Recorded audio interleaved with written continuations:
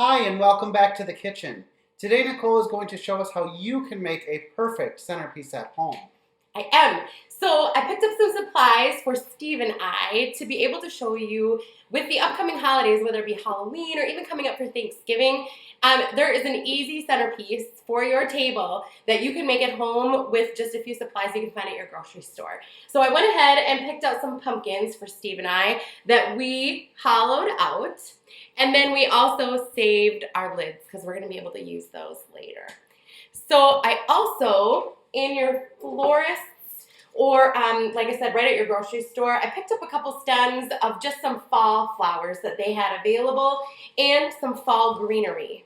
And I also found us some mason jars that were sitting around. Mason jars were a big trend, so I'm sure you've got some of these babies. And just make sure that you're picking pumpkins that actually will conceal your mason jar inside of them. So that's what we're going to do. I pre-filled with some water, and we're going to plunk our mason jars right down inside of your pumpkin. And when you're scraping out the goop in there, make sure you kind of make a little level spot so that your vase can sit. And then that's all we're going to do is basically load and fill. And this is going to be our pseudo vase for your Halloween or Thanksgiving arrangement. You ready? All right, what do I do? So first, I've never made an arrangement before. oh my gosh, this will be so much fun. So first we'll start with some greenery. So, pick a few stems.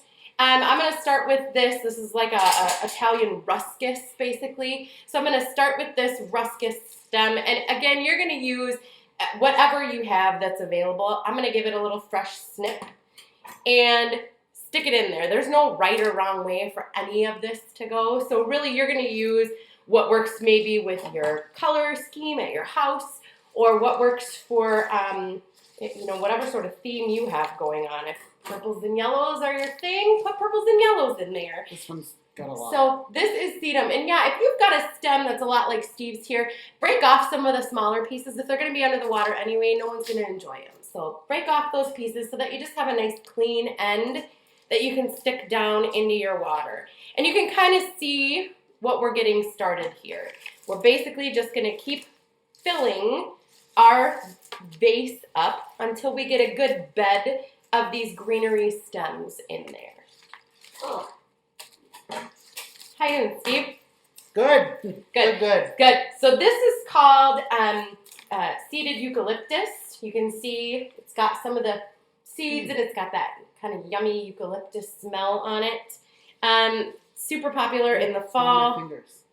Oh, that's fantastic and very fresh. They also say you can take eucalyptus stems and put them in your shower if you're a little congested and you want to take a steam bath with it.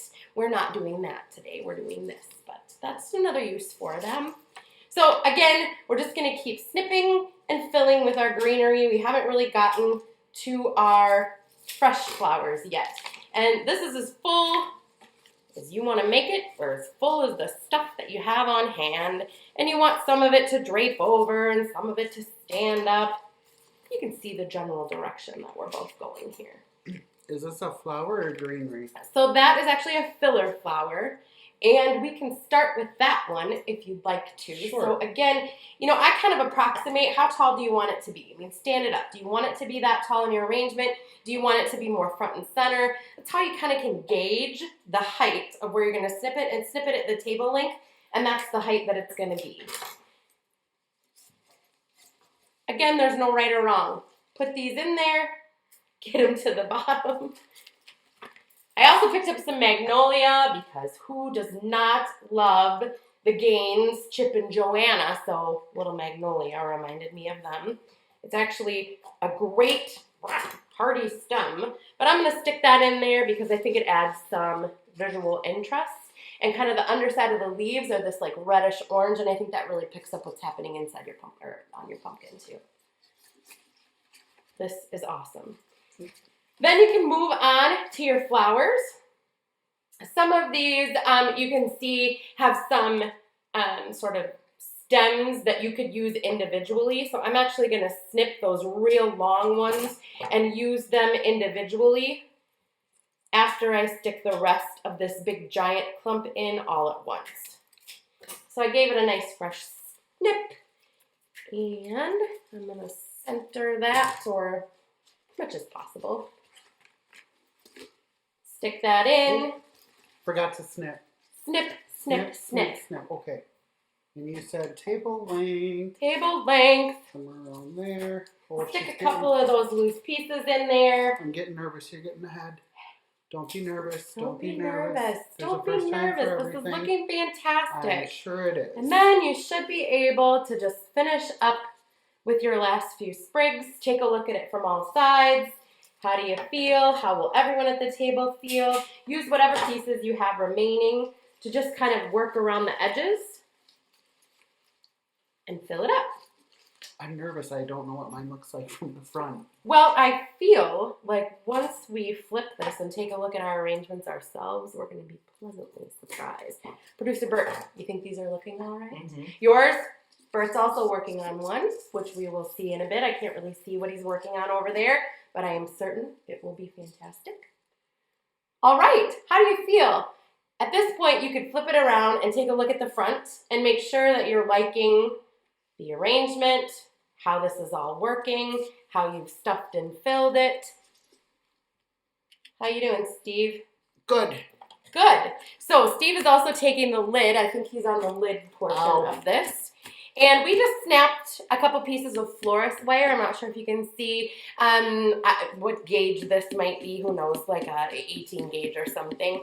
And we're actually taking this and we're just poking it through so that it's holding your lid on to your pumpkin. And so with a little brute force, you're probably able to Cut yourself. cut yourself and or cause great injury. Don't do that. But with a little force, I think you're probably able to. Do you want me to pound yours in? Yeah, get this and stick it right to your pumpkin. We actually used an old wire hanger from the closet. Which worked perfectly. Use a wire cutter and attach your lid. You could put some bows in here, some ribbon, but the moral is with just a few pieces you could pick up at your grocery store, you could have a nice table centerpiece also. And when you're done, you can just lift that mason jar out of there because eventually your pumpkin will go to shit. And you could keep your arrangement, which I guarantee will last a lot longer than the pumpkin will.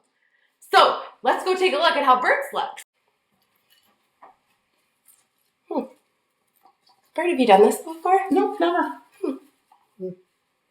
Well, thanks, Bert. That's great. Thanks. Really great. Great job. Awesome. This is fun. Mm-hmm.